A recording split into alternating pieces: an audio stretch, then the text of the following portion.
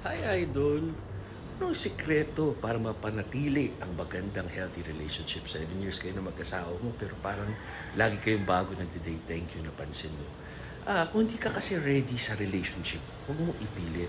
Kailangan kasi yung gusto mo makasama habang buhay, yun ang magiging ka-relationship mo, girlfriend, boyfriend, asawa, partner for life.